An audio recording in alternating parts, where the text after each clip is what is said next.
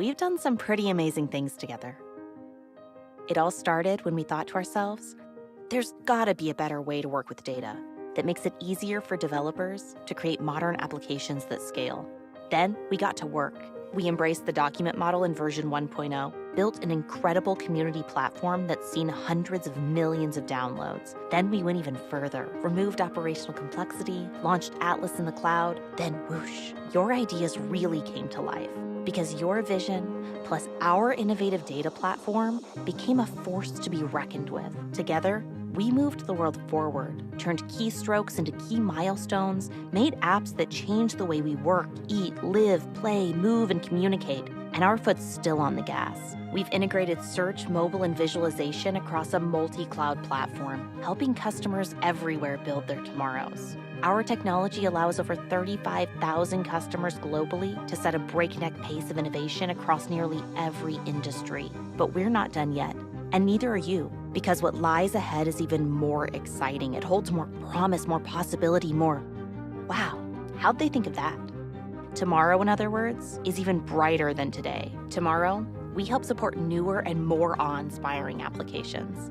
The applications you haven't dreamed up yet, but will, soon. Just imagine what you'll think of that we can help power. Imagine what you'll invent that we can help you build. Given all we've accomplished so far, just imagine what we'll do tomorrow. All right, good morning everybody, great to see you all. Welcome to MongoDB.local Toronto. Thanks for coming out. So great to be here in person as well. My name's Chuck Friedman, I'm Director of Developer Advocacy at MongoDB. Really exciting, especially for me to be here because I was looking at the venue and I realized 16 and a half years ago, I gave my first ever developer talk right here.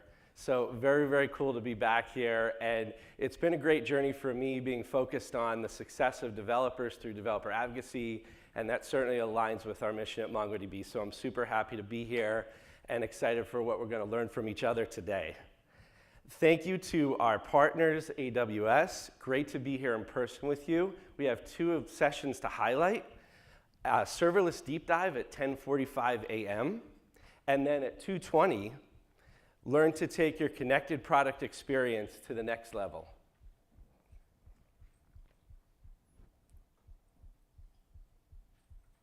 Just catching up here. So we're so excited to be here with you. We are very thrilled to have you in all these sessions, and there's just so much to learn from each other. It's going to be an exciting day. Just a couple of housekeeping notes. Sorry, this is a little bit out of sync here, sorry. Your feedback matters, so complete a quick survey after each breakout session. Scan the QR code at the end of the session to give us your thoughts. We really appreciate that. Visit our MongoDB experts in the Expo Hall. Don't miss this opportunity for an awesome one-on-one consult. Sign up at the Ask the Experts desk. Lastly, join us at 5 p.m. in the Expo Hall for drinks, trivia, prizes, and fun. Look forward to seeing you all there. So much to share with you today. Without further ado, please welcome our Chief Product Officer at MongoDB, Zahir Zam.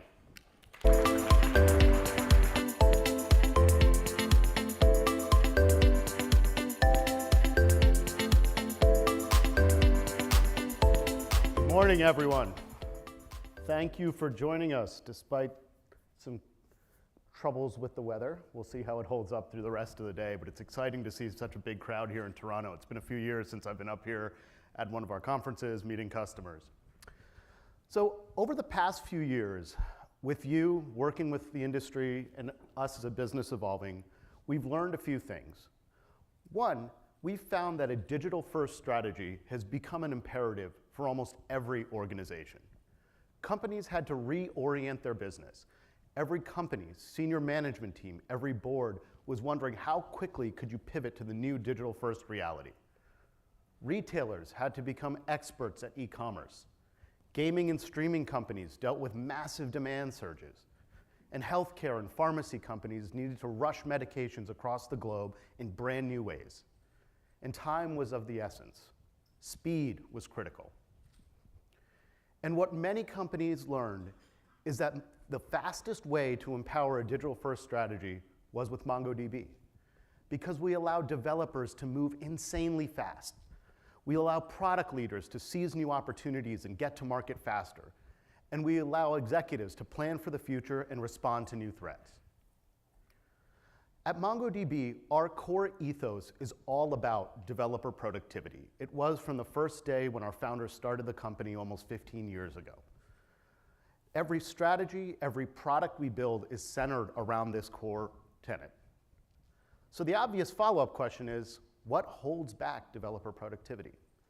And what our founders found and learned in their jobs and what they saw with their peers across the industry was that it was the friction of working with data. We see developers struggling with leveraging your proprietary information, the valuable information of your organization, to empower these customer experiences. So we built a company focused on removing the friction of working with data. Over the past 6 years, I've had the privilege of meeting thousands of customers, executives, architects, developers, CIOs, and CTOs. They've told me many things, asked for many capabilities, given us a lot of great feedback. But there's one thing no customer has ever complained about. I've never heard a customer said that they're innovating too quickly. Everyone is struggling with finding ways to move faster. They're held back by brittle legacy technology. And that's why MongoDB is becoming so popular. And it first and foremost all starts with the document model. It is the document model and our underlying architecture that enables this scale and this productivity inside of their environment.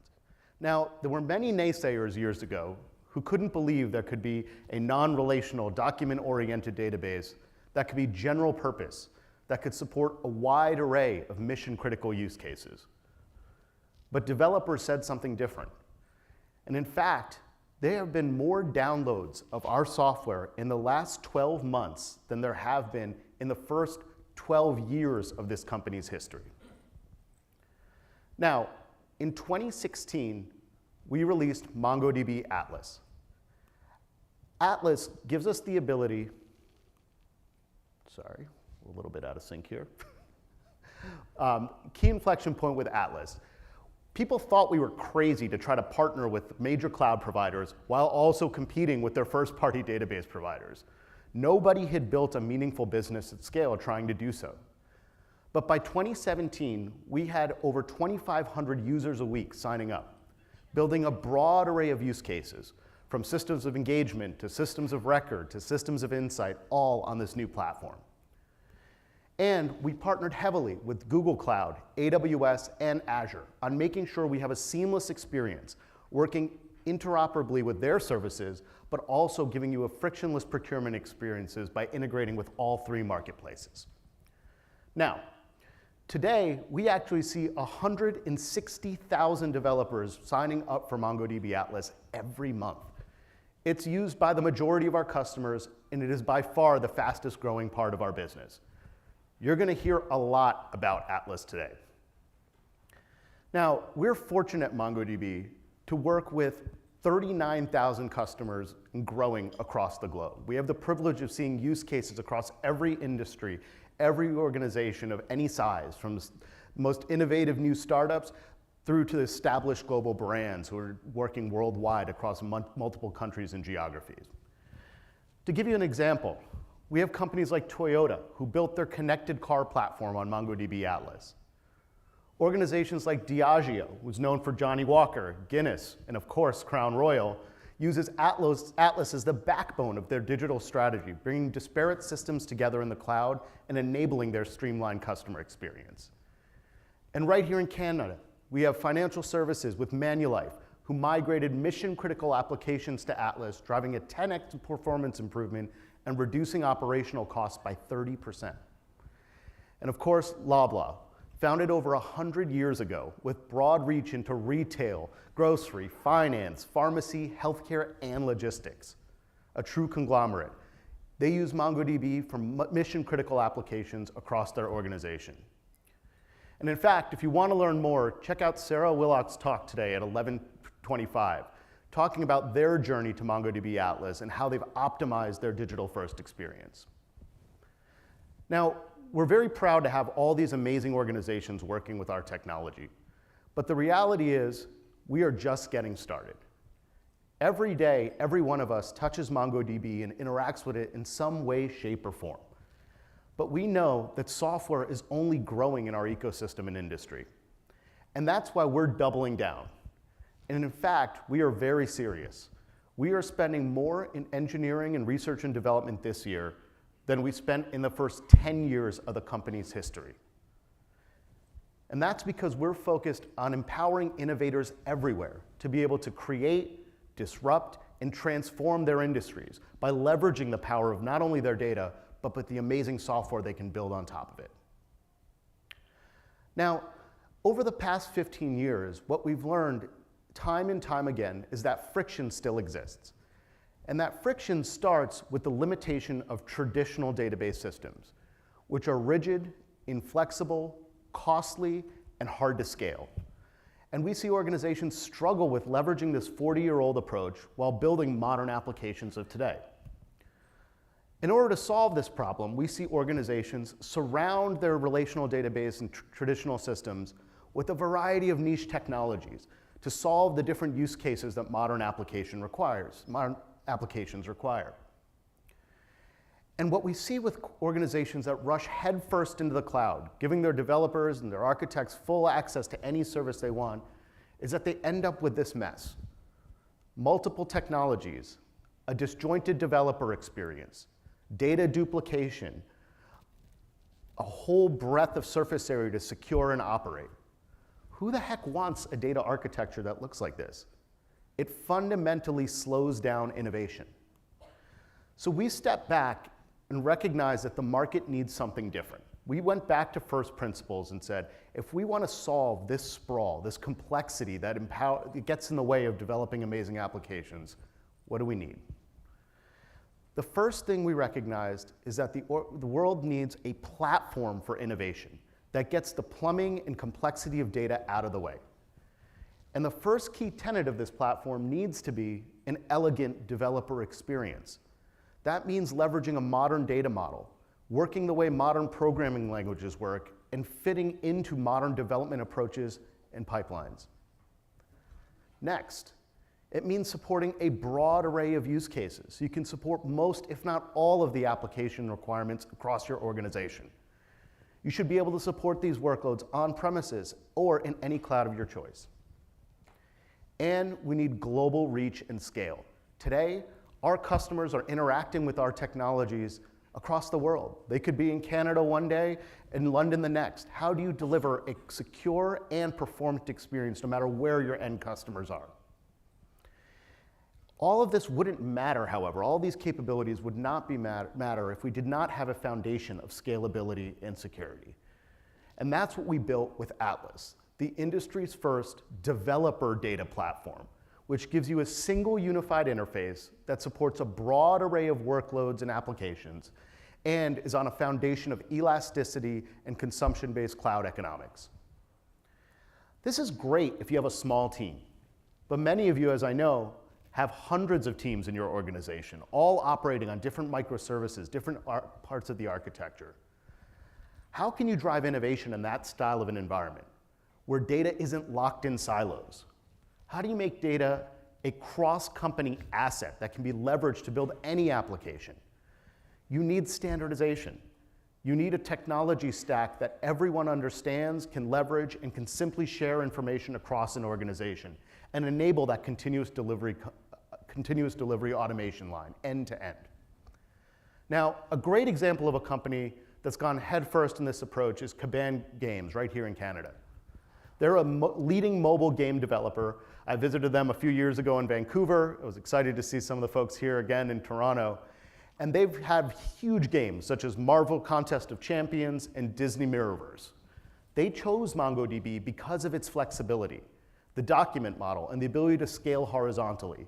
It's a great fit for their massive scale applications with millions of gamers using the technology every day. And the best part, they can scale and manage these dozens of clusters with one single and lean SRE team. Check out Kabam's story later today at 1:40, where they walk through their journey on using MongoDB, first open source and then into Atlas. Now, let's talk about what we're working on and what were recently announced. I talked about first principle for us being elegant developer experience. How do we help organizations take something from an idea to production as fast as we can? This is something we see as a trend across the industry. And in many ways, modern development is a story of simplicity, of removing layers and layers of complexity by adding higher levels of abstraction. We've seen physical servers give way to virtual machines in the cloud. We've seen virtual machines give way to containers. And now we're seeing new modern forms of serverless development across the globe. This is all fundamentally about getting the complexity out of the way so you can focus on innovation. And we're seeing the whole industry move quickly in this direction. In fact, analysts predict that there will be $40 billion of market share happening as organizations shift from traditional compute infrastructure to modern serverless and container-based architectures in the coming few years. But as we looked across the data landscape, we saw that most serverless databases left developers wanting more. Existing options are often quite limited in functionality. They're rarely ever the heart of the application. They're just another niche technology bolted for a particular microservice. They're oftentimes forced a scaling trade-off, where if you want to save cost and scale to zero, you can, but if your application spikes back up, you have to pay for a cold start delay tax and have your application slow down while it's catching up. We see costs often scale linearly in unpredictable ways based on the workload. And of course, there's immense lock-in, because the majority of serverless offerings today are proprietary and lock you into a single cloud provider. So this past summer, we were excited to release the general availability of Atlas Serverless. And with Atlas Serverless, our goal is to provide a serverless database without those compromises. So we worked hard on focusing on a few key areas. One, making sure that we can enable the full power of MongoDB. Strong consistency guarantees, rich secondary indexes, all the capabilities we've built up over the last 15 years. Second, we built an architecture that doesn't force a scaling trade-off. You can scale down to zero if your workload isn't using the service at all, but quickly scale back up if your workload ramps. We worked on an innovative pricing model that gives out-of-the-box usage-based discounts as your application scales, caps the workload for cost for reads as well. And we give you full deployment and cloud flexibility, running across AWS, Azure, and GCP. We're super excited to empower these next-generation applications, event-driven architectures, working seamlessly with technologies such as AWS Lambda or Google Cloud Functions to enable these modern next-generation applications. So please give it a try. This is a seamless part of the Atlas experience. Next, I talked about how our platform needs to support a broad array of workloads so you can drive standardization in your organization. Now, in order to show the breadth of the capabilities and what a typical modern application needs, we thought it'd be fun to go through an example. So we created a fake application example called Leafy, which is a hypothetical marketplace to buy and sell houseplants. Don't worry, MongoDB is not pivoting its business model. This is just an example. So Leafy is a dual-sided marketplace. There's really kind of three constituents that we think about here. We have the sellers who are growing plants all across the globe. They want to be able to sell them and reach customers no matter where they are. There are, of course, buyers who want to find that perfect plant for their home, their office, to make sure that it matches their lifestyle. And of course, Leafy Corporation, the company that set up this innovative dual-sided marketplace. Now, Leafy Corporation's application, like many of your applications, needs human-readable search capabilities to allow end users to interact seamlessly with the application. In this case, you can see a very simple example. I'm searching for indoor houseplants. But even enabling something simple like this oftentimes requires a complex architecture. Your application needs multiple drivers, multiple authentication schemes to connect not only to your operational database cluster, but also a separate search cluster. And then there's the hidden cost of maintaining that sync pipeline or stream that keeps data integrated between your operational system and something like Solr or Elasticsearch on the search side. We've seen this actually drag down development velocity by up to 20 to 30% in some organizations. And so a few years ago, we started investing heavily in Atlas Search. It is the easiest way to enable Lucene-based full-text relevant search into your application. We integrated the power of Lucene behind the MongoDB API and remove away all the operational complexity. So it just feels like a feature of the database. And for the past few years, we've been investing in making sure we add more and more capability. Synonyms, source fields, facets, and other capabilities. Two of the most recent ones that we're excited about are facets. Facets are a part of almost every search application experience. You want to be able to count, filter, and sort information quickly. With this new feature in MongoDB Atlas, these queries are now 100 times faster than they were before. We also enable the capability called More Like This, which allows you to create recommendation features that finds disparate systems and parts and recommends them to your end customer, even if they have different search terms underneath. Now, after I've built my search for Leafy Corp, I need to figure out how my end users actually interact with this. And of course, many applications today are mobile first. We all have a smartphone in our pocket. We may use a tablet when we're traveling, and of course, a web browser as well. The problem is creating compelling reactive mobile experiences is complicated. You need to manage not only the data on the client or the phone, you need to be able to figure out how to synchronize that back to a variety of different cloud services and data in the cloud, and you need to deal with a bunch of error handling. This sounds simple, but what we found from many organizations is that just dealing with the complexity of retry logic, conflict resolution, data consistency across APIs can actually take mobile development teams 40 to 50% of their time. And yes, if your business is a mobile application, if you're Facebook or Instagram or one of the large organizations that have thousands of mobile developers, this might be a tenable problem to build around. But for many of us, our mobile teams are quite small. So how can we empower them to focus on building great experiences? And the answer is by removing all of this plumbing and all of this complexity and just making it automatic. So 2 years ago, we acquired a company called Realm.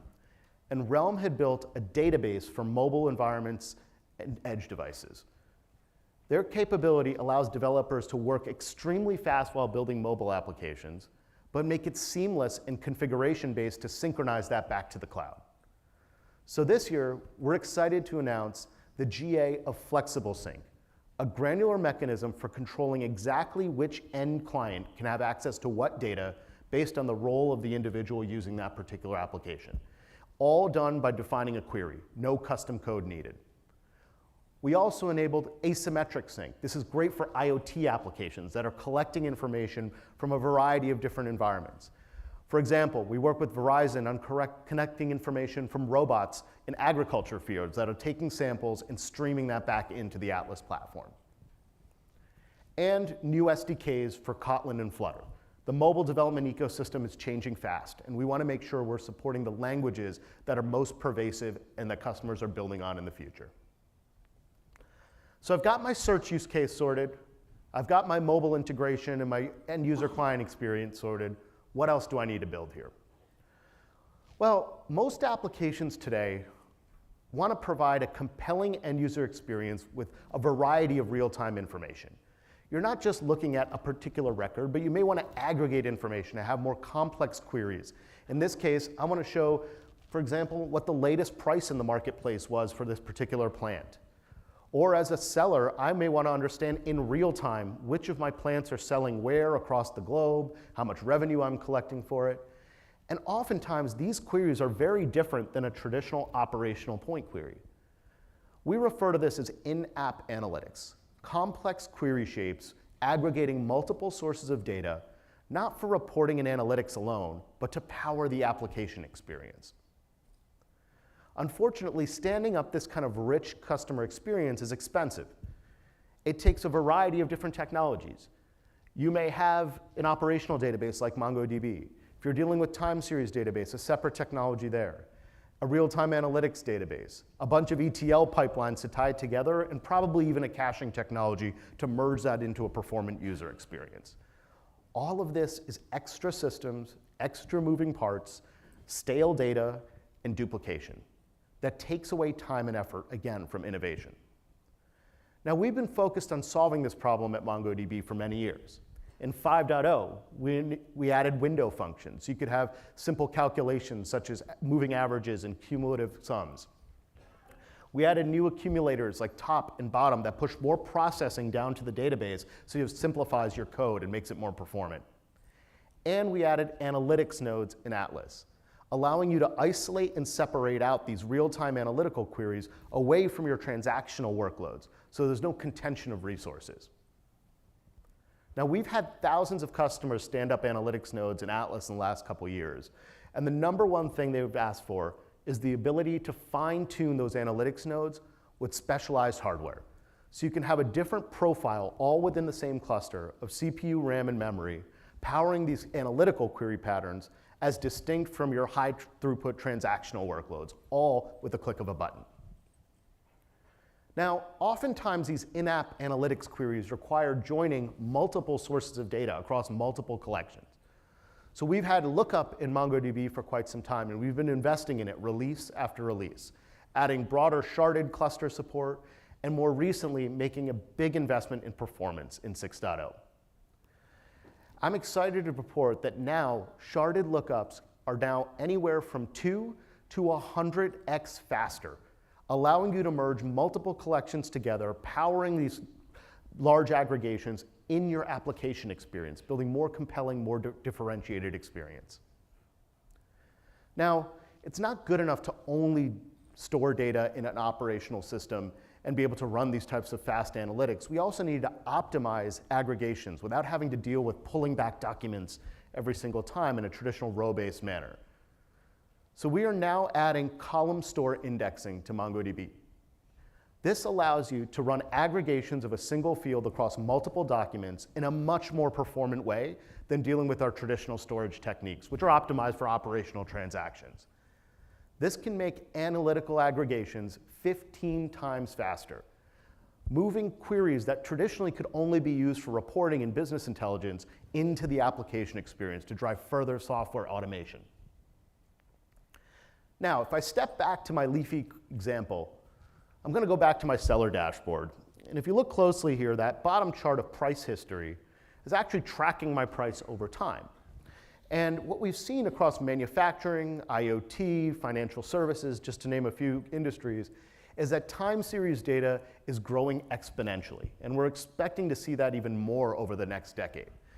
And so we've seen a variety of different technologies spring up, optimized for this specific type of use case and data set. But many of our customers said to us, why do I have to stand up a separate database for my time series information? I would love to use the richness of the document model, which is a natural fit for time series, but with the performance and ease of use of these niche technologies focused on that use case. So in 5.0, we released time series collections. We allow native operators that allow bucketing and querying of time series data, and enhancements to the efficiency and storage performance of that type of data. And again, we've been investing quarter over quarter in making this better, from sharding support to compression to gap filling, and most recently, read performance and indexing improvements. This is one of the hottest new features in our platform. We've seen intense uptick in just the first year, so you'll see us doubling down and adding more capabilities as we move forward. A great example of an organization that's leaned in with us on this time series development and helped us figure out the right roadmap is J.B. Hunt. They're one of the largest fleet operators in North America, and they leverage time series data to get real-time information into the load status and available capacity on their network. This is crucial in a time when our global supply chain is under pressure. We're very fortunate to work with them on trying to ease that and move goods across the continent. So to summarize, MongoDB Atlas is now a unified platform for these real-time in-application analytical use cases. With analytic node tiers, with faster join and dollar lookup, column store indexing coming soon, and native time series support, all in a single platform and system. Now, coming back to my Leafy example, I talked quite a bit about sellers trying to distribute their plants and buyers and how they want to log onto their mobile devices and buy them anywhere they are. But let's talk about Leafy Corporation itself. If you're building a successful business, it's not just the teams developing the software and operating it. There are many others that are required to build a successful organization. You have business analysts that need to create reports to understand the health of the organization. Data scientists who run models to help better decision-making and predictions for the future of the health of business. And of course, data architects and engineers, gluing all those systems together and making sure the right data gets to the right person at the right time. When we talk to these personas inside of our customers' base, they tell us there's multiple ways they look at information. One common pattern is, of course, they want to look historically. They want to look backwards in time to compare performance of the business or the application over time. Very simple example here of looking at sales 1 year over another. For Leafy, this is a pretty common use case. The other, of course, is long-term planning. They use models to want to predict where the business could go and run scenario planning so executives can make decision-making. Now, cobbling all this together is generally a solved problem in an organization. You dump all your data into a data warehouse, typically, or a data lake, and you generate business reporting off of that. The challenge, though, is there's one key piece missing. And that's getting a real-time view of what's actually happening in the business, in the application, right now. And as the world of business is more digitized, decision-making needs to be much faster than waiting a week for a report, or a month for a report, or a projected analysis. Product managers, engineers, executives need to make decisions oftentimes within the span of hours or days. And we saw an opportunity to make this much, much easier. We wanted any business to enable a real-time view of what's happening, either in the application experience or through traditional reporting technologies, simply in our platform. And the reason we saw this as a problem is, of course, that enabling a real-time environment is another complex mess. You have multiple database systems, multiple ETL pipelines, multiple caching technologies, just to serve these different personas in an organization. We felt there had to be a better way. And so, to walk you through this, I'm very excited to welcome Joel Lord, a developer advocate at MongoDB, who will talk you through some of the latest capabilities we have in empowering others with the data we generate in the MongoDB platform. Joel?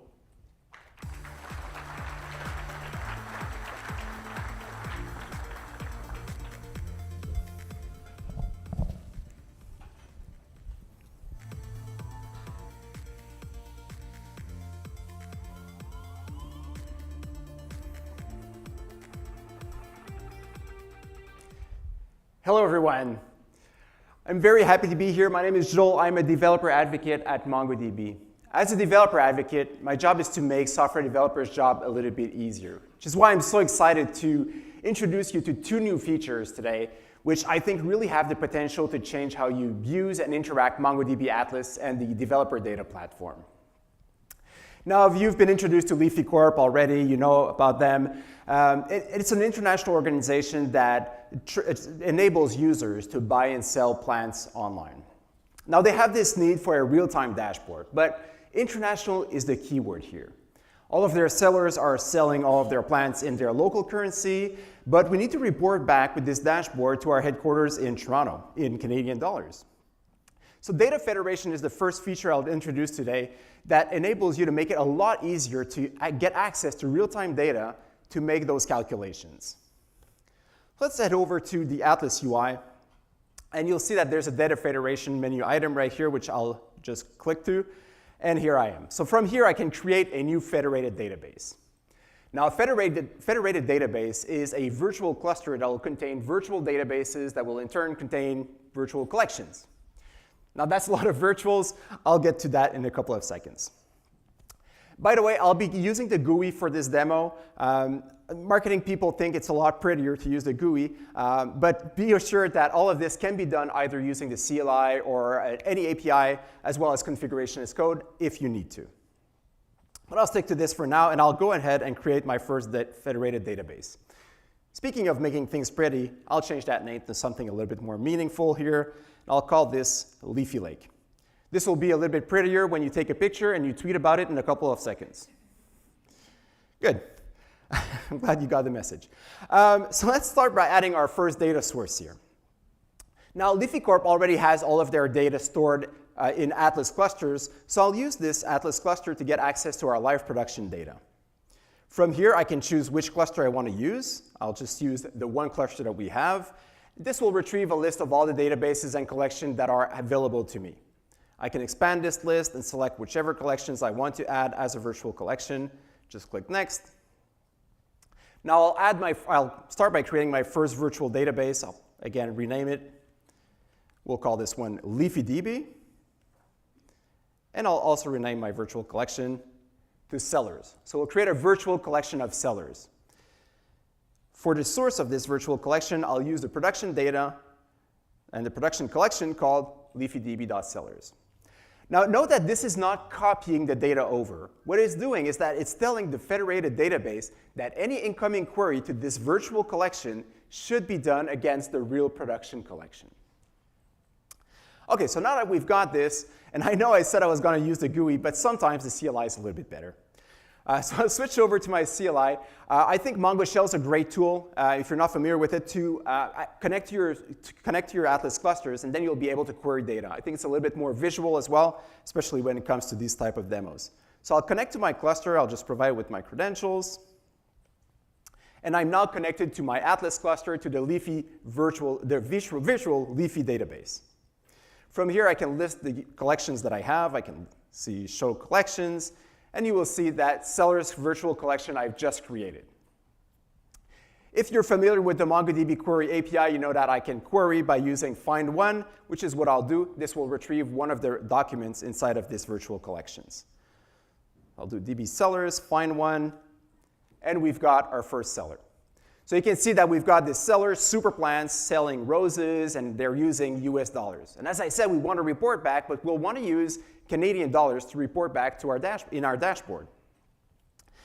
Now this can be done by adding an additional data source, which is what we'll do right now. So first of all, I'll create a second virtual collection. I'll call this one Live FX Rates. And I'll add a second data source. Now I've shown you how to use an Atlas cluster as a data source. That works out very well, but there's two other sources that I wanted to introduce to you today. The first one is an Amazon S3 bucket. That means that you can take any JSON, BSON, CSV, or even highly compressed Parquet files stored in an S3 bucket and query them as if they were a collection in your cluster. So that can be very useful, especially when it comes to historical data that you've stored somewhere over there. But there's something even better, in my opinion. You can actually query any URL that would serve one of those file formats. And we have a name for a URL that serves JSON objects, right? APIs. So you can add an API as an external data source that you could then be able to query as if it was a collection inside of your cluster. So Leafy Corp subscribed to a service called livebizData.de, which will provide them with real-time foreign exchange rate data. With that, they'll be able to query their current collections and do calculations to get the current value in Canadian dollars. So let's take a look at how this looks like. So I'll start by giving it a name. I'll call this one Live FX Rates. And I'll just paste in the URL, the endpoint for my API. I can click Next. I'll just drag this one over again. And we've got this second virtual collection. Again, let me switch over to the CLI to see what this looks like. From here, I can do the same thing as I did earlier. I can do Show Collections. And in this case, you will see that there are two virtual collections. So we now have access to that Live FX Rates collection. So what does it look like when we start to, or we try to query this collection, which is actually querying an external API? So I'll do a find one on this one again. And there you have it. This is the response that we would get if we were to do a GET request on that specific API. You can see that I have all of the metadata that I would get from that response, as well as the rates object, which is provided to me by livebizData.de. Now, if I try to query this data again, you'll notice that those numbers might change just a little bit. This is because it's a live API providing me with real-time data concerning the currency and the exchange rates. So if I query this again, there you have it. The numbers change just a little bit because, again, it's real-time data. Now, this is nice, and it gives me a lot of power. I can now query this external API. However, the format in which I'm receiving this server response is not ideal for my calculations. What I'd really rather have is one big collection that would contain one document per currency, and then I'll be able to use those in a lookup operation. Now, I guess we could call livebizData.de and ask them to change the way the API works, but that's not probably going to work. So we have a solution for that. So let's go back to our data federation screen and add what we call a view. I'll give this view a name, and I'll provide it with an aggregation pipeline. Let me just paste it in here. So in here, I've got an aggregation pipeline that will take this rates object. It will then unwind it and create all of those documents that I need. You can take a look at the recording later on if you're interested in the aggregation pipeline. If I switch back to my CLI again, I run this show collection one last time. You can see that we now have this FX table. So it acts as if it was a collection inside of our MongoDB database. And I can run a find operation on this. And there you have it. So what just happened is that I actually did a query against an external API on another server that has their data on another database. And it then automatically took that information, transformed that in a way that I can now use for my calculations, and I can access very easily. Now, there's one last thing that you might want to do with it. No, and that's not true. We need to do those calculations for our dashboard. So I already talked a little bit about what this would look like. So what we'll need to do for this dashboard, we'll need to build an aggregation pipeline. There's a few things we'll need to do here. First of all, we'll need to do a dollar lookup. So now that we've got our sellers collection as well as our FX table that provides us with the exchange rates in the format that we need, we can do that lookup operation, get that exchange rate, and add that to our documents. From there, we can use a dollar divide to calculate the price in Canadian dollars. And with that, we can do a dollar group operator to get each individual plant and then get the current inventory, the total value of the inventory, as well as the maximum and minimum price in which they are traded right now in real time. The aggregation pipeline itself looks a little bit like this. So you recognize there's the dollar lookup operator there, the dollar divide and dollar group. You can take a look again at this aggregation pipeline afterwards. But if I run this aggregation pipeline, there you have it. Now I have access to all the data that I need. I have access to all those plants. And it did this query to an external API to fetch the real-time exchange rates to provide me exactly with the data that I need for my dashboard. Now, this is great, but maybe you don't want to get access to that live real-time data every single time. Maybe you want to create a monthly report. So you'll want to take a snapshot of that data and store it somewhere else. So there's one last thing that you can do with data federation, which is to add an outstage. By using an outstage, you can take that snapshot and store it either in an Atlas cluster or in an S3 bucket somewhere. So this is what my outstage would look like. And now I can take my original aggregation pipeline, just add this final outstage to it, and all of my data is now saved into this external Atlas cluster, which can then be used for downstream processing or to send to my stakeholders. So if you're a software developer, you're already familiar with the MongoDB Query API. You know how powerful it is, and our customers generally really like it. But there's one thing that we keep hearing all the time. This is nice. Our software developers can now build dashboards. However, our business analysts don't generally use MongoDB Query API. And when we ask them what do they use to query their data, it's always the same answer: SQL. Well, I'm very excited to introduce this other feature called the Atlas SQL interface, which lets you take a SQL statement just like that, where I'm having my select statement, and you can see that I'm querying data from the virtual collections that I've just created, including that FX table, which does that request to the external server. And I can now run this. And voila, I get the same results again. But this time, all of this was done with SQL. So this lets your team use familiar tools that they already use and love, and to be able to still do those same requests directly against a MongoDB instance. It lets your data science team use Jupyter notebooks, or your back office reporting team use Excel, or even your business analysts use Tableau or SAS. All of this is being done by using your familiar tools that you already use. So you've seen how you can, with data federation, get multiple sources and create those rich virtual collections that would even include information that comes from an external database into your Atlas cluster. You've seen how you can query those either using the MongoDB query API that you're already familiar with, or even using SQL as if it was a traditional database. I, for one, can't wait to see what you will build with this. And with that, I will leave it over to Sahir again. Thank you.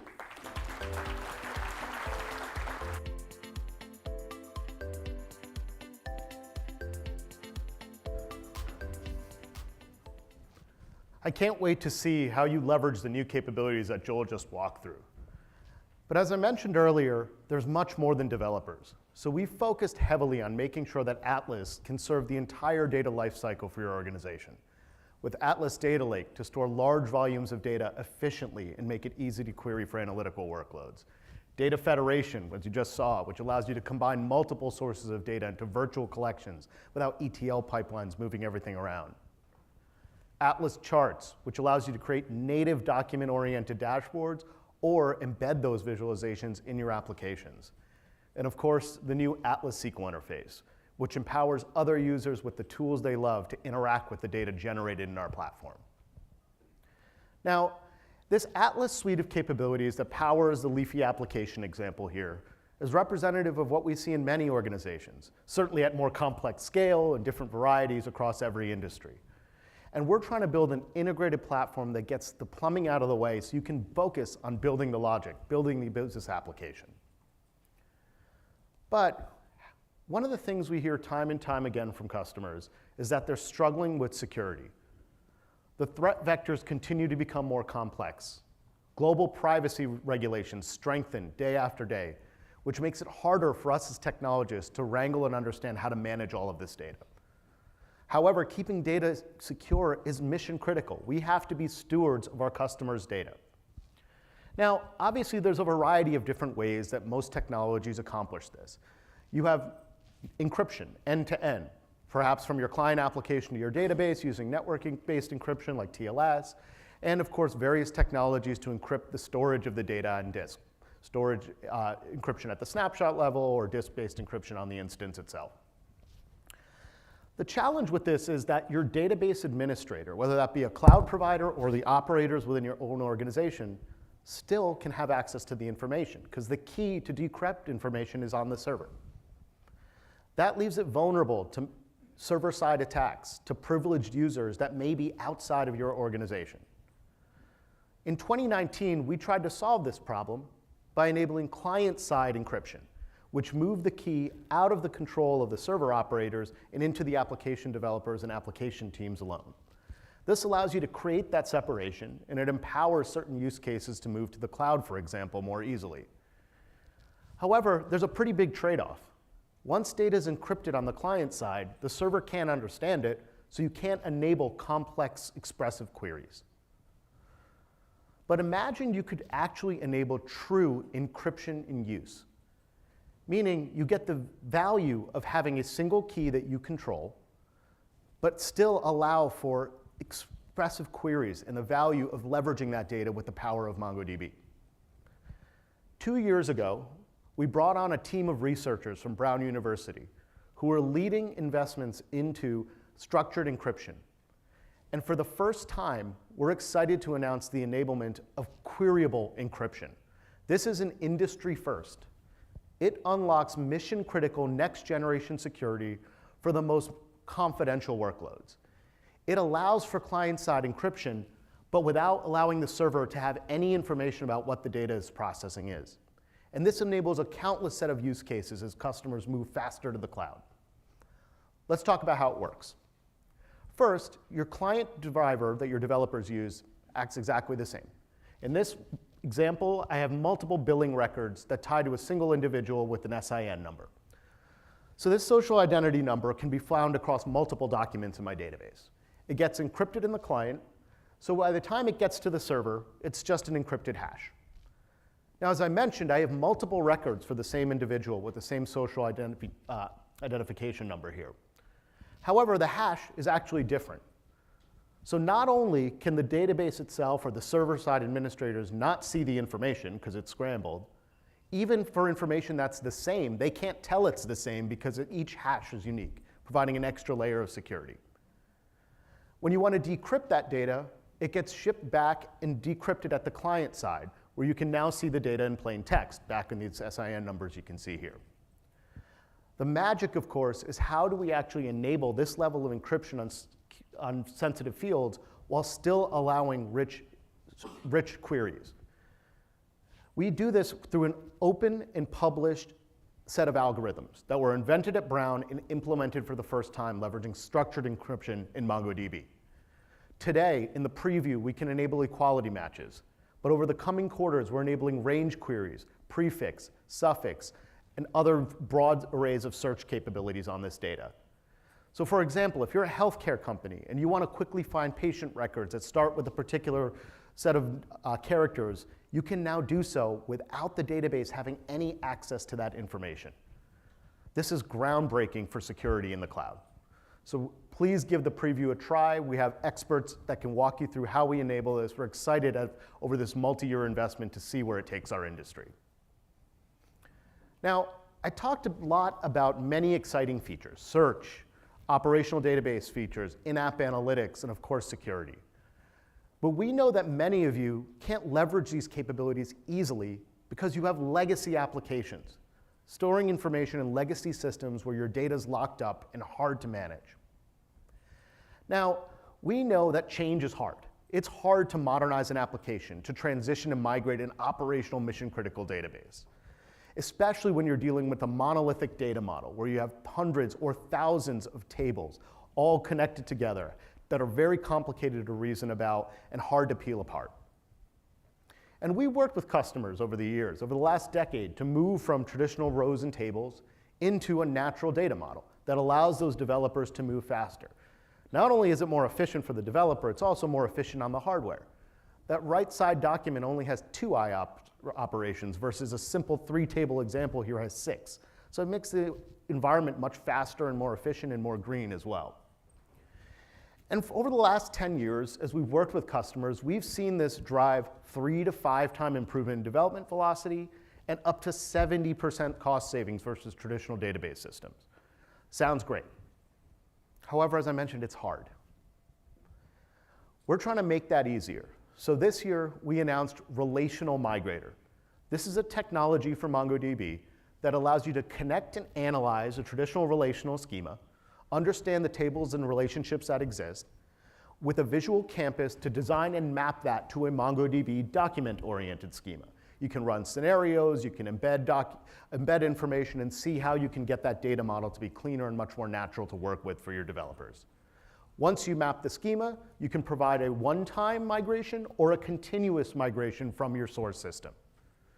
This is a technology we're leveraging first with our consulting services and our solutions architects to help customers give feedback, but we'll continue to invest here and make this a technology that we enable natively in Atlas in years to come, to make it easier and easier to get smarter recommendations on the right object-oriented data model in MongoDB.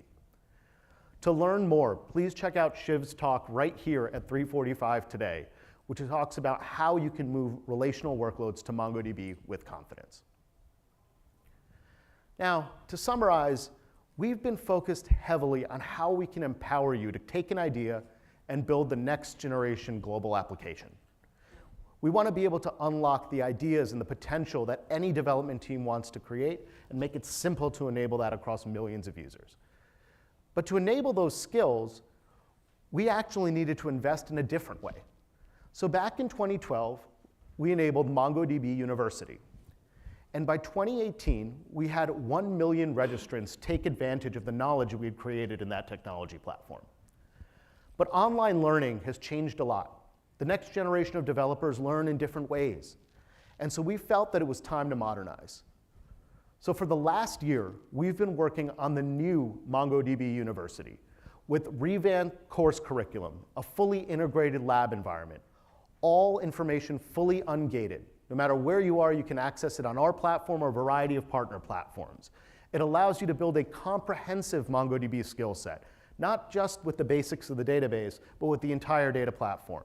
And we'll be continuing to add more and more content over the coming years. And now you can get certified in a matter of hours instead of weeks or months with our prior platform. So take a picture, bookmark the link, and check out the new MongoDB University. It's all free.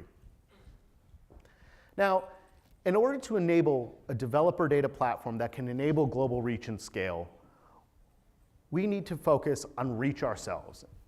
I remember when we launched Atlas many years ago, we were only in 4 regions, but now we are the most available cloud data platform in the world. We are in 103 or 104 regions, working in tandem with our partners, AWS, Azure, and GCP.